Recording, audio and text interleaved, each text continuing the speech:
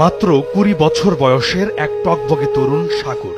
অভাবের সংসারে খুব একটা পড়ালেখা করার ভাগ্য হয়নি তার। রিকশা চালিয়ে যেটুকু রোজগার করতেন তা দিয়ে রাজধানীর রামপুরার বউবাজার সংলগ্ন মৌলভীর টেক এলাকার একটি ছোট্ট বাসায় মা, বাবা, ভাই ও বোনদের নিয়ে বহু কষ্টে জীবনযাপন করতেন পরিবারের এই একমাত্র উপার্জনকারী সাগর রিকশাওয়ালা। প্রতিদিনের মতোই গেল 19 জুলাই সকালে কোটা আন্দোলনের মধ্যেও পেটের দায়ে রিকশা নিয়ে রাস্তায় বেরিয়েছিলেন সাগর। কিন্তু অন্যান্য দিনের মতো সারাদিনের রোজগার নিয়ে সেদিন সন্ধ্যায় আর বাসায় ফেরা হলো না মৌলভীর টেকের এই প্রাণচঞ্চল তরুণের।